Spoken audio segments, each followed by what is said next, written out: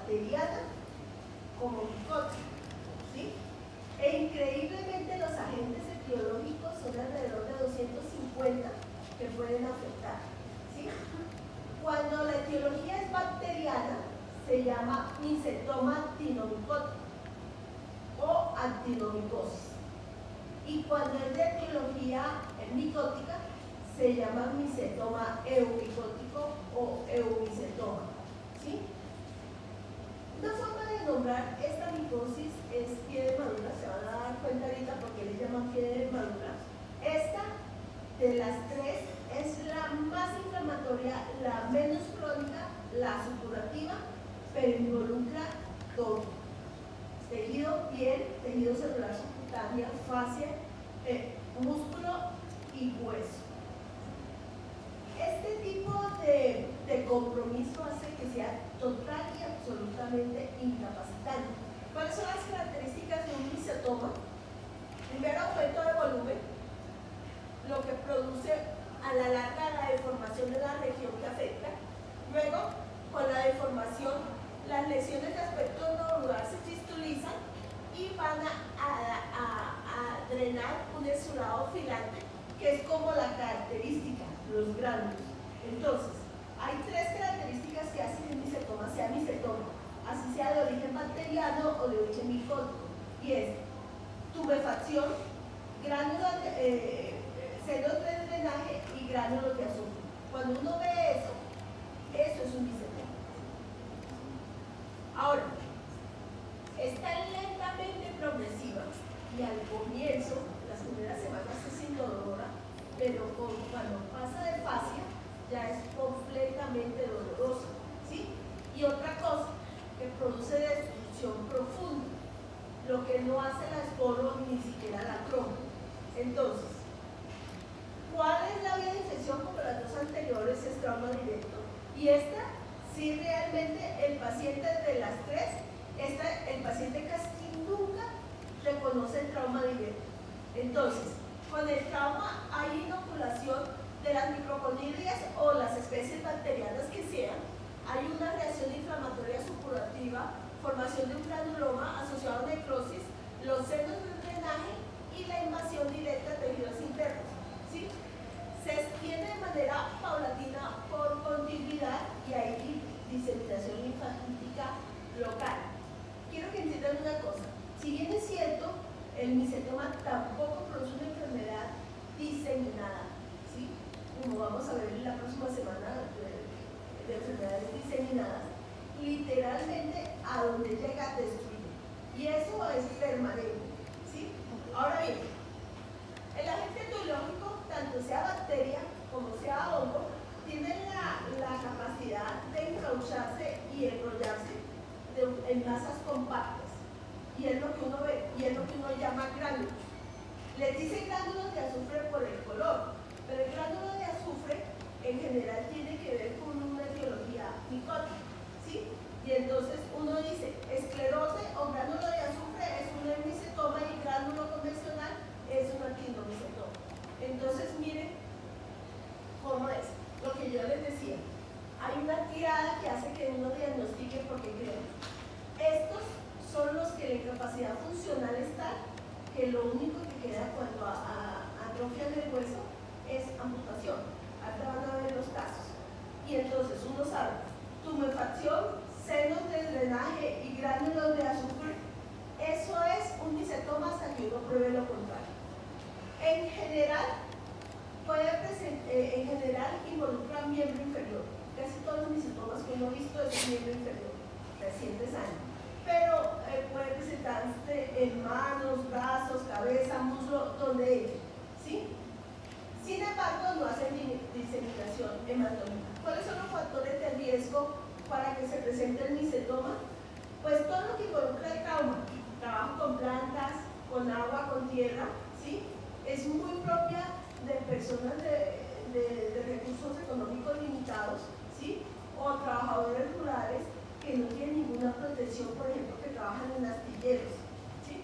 Sin embargo, yo tuve un paciente que inclusive me hicieron viajar por ese paciente, un paciente sano, 29 años, deportista, inclusive trabajaba en una universidad, en el que futbolista se iba a casar, ¿sí? El trauma lo sufrió en la planta del pie y él lo recuerda, él se quitó los guantes y sintió la lesión, ¿sí? Y él consultó porque sentía el dolor. Con la ventaja de las EPS, él lo remitieron. Patología, en la primera biopsia que le hicieron el diagnóstico correcto, exactamente correcto de lo que era un micetoma, incluso lo llamaron micetoma. Pero en eso el traumatólogo que lo estaba viendo terminó contrato y mientras conseguía otro traumatólogo, pasaron los meses, ¿sí? Y él consultó privadamente a un infectólogo que fue residente mío y él fue el que me llamó. Me acuerdo tanto que yo entré con el paciente, directamente no sabía que era el paciente, estábamos los dos, entramos al mismo tiempo, el paciente venía conduciendo, vivía en Manizales, y vivía en Armenia y llegaba a Manizales. Vino conduciendo, ahorita les voy a mostrar una foto. Venía conduciendo la moto desde Armenia hasta Manizales y literalmente la lesión en hueso, la lesión destructiva del hueso desacabotado era tanto que cuando nos sentamos a hacer el estudio del caso, había como 60 personas, el paciente y nosotros que nos llamaron, cuando le preguntan a uno cuál era la posibilidad de hacerlo, la posibilidad, el cobre estaba totalmente destrozado. El paciente, yo no sé cómo hizo para manejar motos y debió dolerle muchísimo. Y el paciente cuando se dio cuenta que la única posibilidad era amputarle por encima, por debajo de la rodilla, el paciente, pobrecito, dice, no, pues que no me duele tanto. Y el problema no es que no le duela tanto, le duele mucho. El problema es que esto es progresivo. Entonces toca detenerlo. Imagínense, un paciente sano, vital, que se dio cuenta de la lesión, que le hicieron el diagnóstico claramente, tempranamente, meses después es que me llaman a mí y a uno le preguntan directamente qué hay que hacer, nada, hay que amputarlo. Imagínense, perder un miembro así. Ese es el micetoma.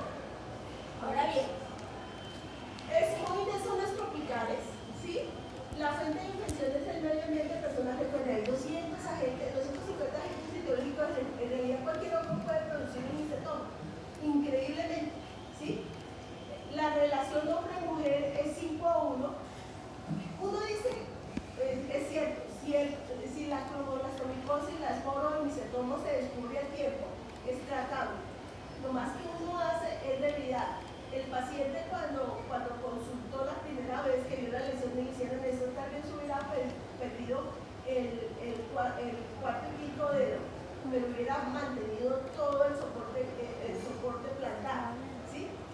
Pero en general, yo no sé si es el universo, yo creo que es el universo, conspira para que estas lesiones se vuelvan tan crónicas. Esta es la segunda en cronicidad.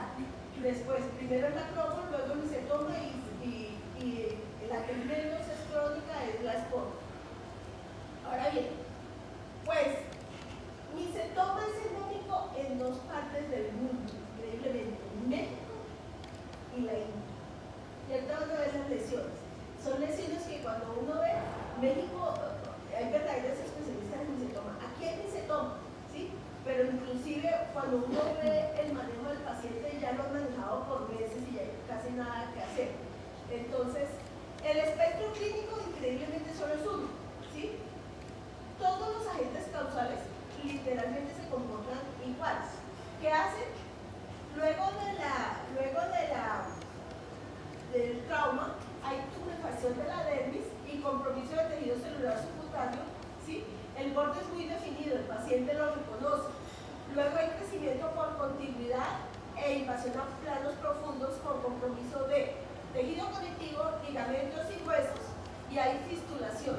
Y aquí viene como la diferencia en cuanto a clínica, y es la diferencia entre si es un actinomicetoma o un eumicetoma. Si estamos frente a un actinomicetoma, es decir, de origen bacteriano, ¿sí? Suelen ser más inflamatorios, polifistulizados y osteolíticos, ¿sí? Increíblemente cuando uno los ve, se ven muy feos.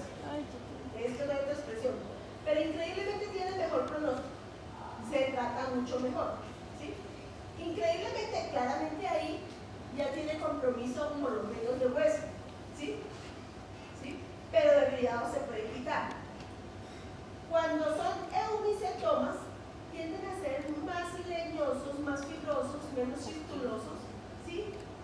Aunque siguen siendo osteolíticos y claramente empieza la mutación fácil. ¿Dónde se presentan los micetomas? Los micetomas son muy de miembro inferior por el trauma, ¿sí? En pie, ¿sí?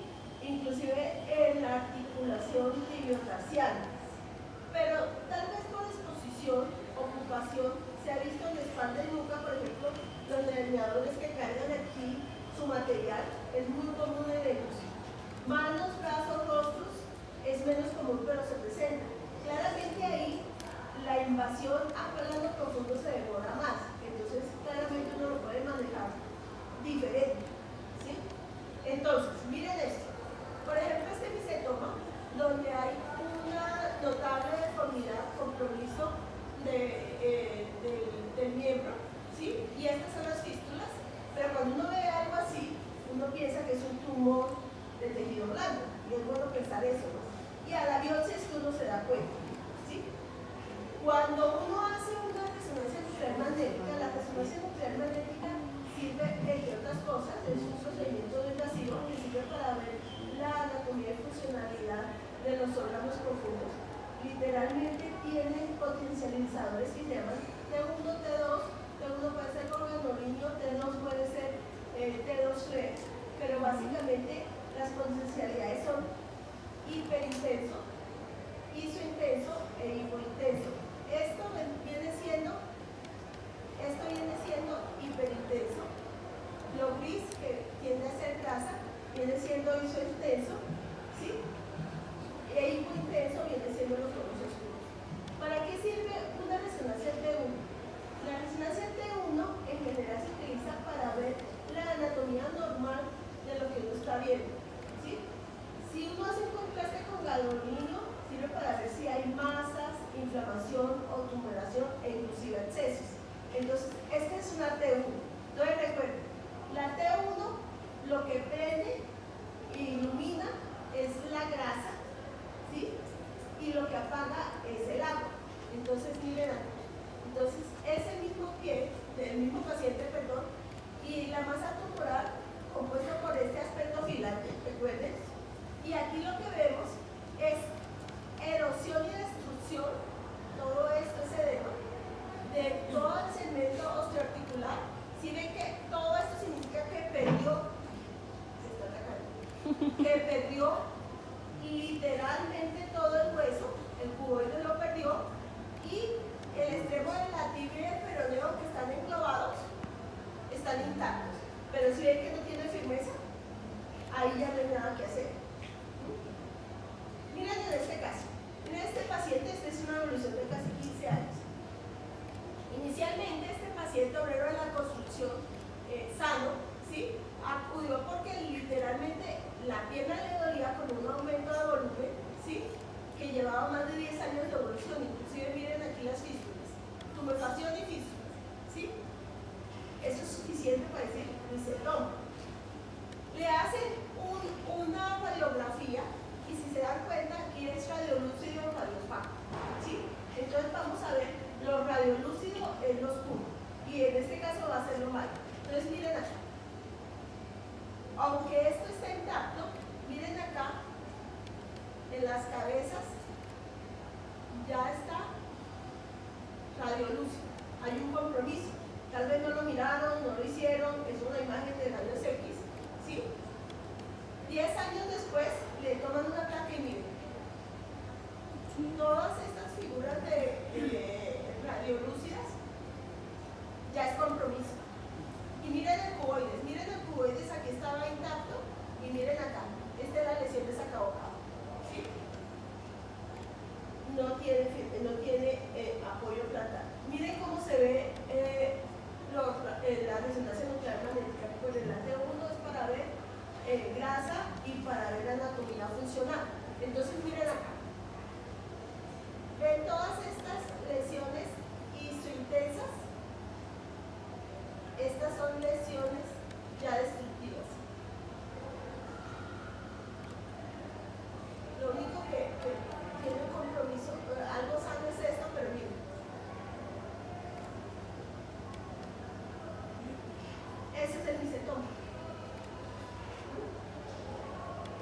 cuando uno ve así, realmente cuando uno ve las lesiones así, uno automáticamente piensa que es una masa tumoral. Y es bueno pensar que es una masa tumoral, porque una masa tumoral, cuando uno piensa en una masa tumoral, así, uno tiene ese espectro, lo primero es hacerle imágenes y hacer una biopsia, ¿sí? No sé qué es peor, si es masa tumoral o misetoma, ¿sí? Y hay un compromiso. Miren las lesiones que tienen claramente aquí, ya hay compromiso de hueso, aquí tal vez no, aquí hay una fractura, miren esto, y al paciente le duele. Miren localizaciones extrapédicas, miren acá, ya hay compromiso de hueso. Eso es el misentoma. Increíblemente, ¿cómo se diagnostica el misentoma? La triada, díganme. Esas extrapédicas son de peor pronóstico o mejor pronóstico. Pues yo la verdad, de mis síntomas no sé mucho, pero casi todos los síntomas que yo he manejado han sido bien. Pero las extrapédicas finalmente he consultado, en general alcanza a ser la debilidad. Lo que pasa es que la debilidación es demasiado extensiva. Ahí sí toca es coger el cirujano bravo, que le encanta mirar hasta que sepa bueno. Pero digamos esa que es abdominal no puede tener luego un compromiso como peritoneal o... Sí alcanza a coger el peritoneo, pero no alcanza a llegar a órganos duros, vasos, ni eso lo coge, porque ahí entonces el virus es diseminado, literal. ¿Sí ven? Se me voló otro sin despedirse. Dios mío. Bueno, ¿cómo se hace el diagnóstico, mis doctores? El diagnóstico es fácil. Tumefacción, células de drenaje y gránulos de azufre, esos misetomas lo contrario, porque miren cómo es el pronóstico de la lesión. Lo otro es que los gránulos de azufre, cuando uno retira el material, inclusive entre la lámina y la minilla, y uno lo vea contra luz, ¿sí? Estos gránulos brillan y tienen una conformación que se llama el sol radial. Y aquí se ve el gránulo. Eso es más que suficiente. Ahora bien, se necesita cultivo obviamente para saber qué etiología es, porque obviamente si es etiología bacteriana se debe tratar con antibióticos y si es etiología micótica con antimicóticos. Eso es lo primero que uno debería saber, determinar el agente etiológico, qué tan comprometido está el área afectada. Si ya llegó a hueso, pues nada que hacer, ¿sí? ¿Sí? Lo otro es que lo importante aquí es la recesión quirúrgica temprana, ¿sí? Y lo otro es el tratamiento farmacológico, que a veces no funciona, sobre todo cuando hay diseminación de hueso, porque eso ya es permanente, ¿sí? Como tal. Entonces, ¿qué podemos decir del misentoma? Tumefacción, células de drenaje y gránulos de azufre. ¿Cómo se llama? Misetomas. ¿Cómo? Misentoma. ¿Cuáles son las claves de diagnóstico? Pues los signos, síntomas y síndromes de origen localizado cutáneo. Recuerden, este es uno que utiliza las imágenes. Ven lo que les digo, que las imágenes son muy importantes en micología como tal, en la aproximación diagnóstica de la infección fúngica. Se mira el antecedente farmacológico, sobre todo farmacológico no funcionado, el antecedente exposicional ocupacional.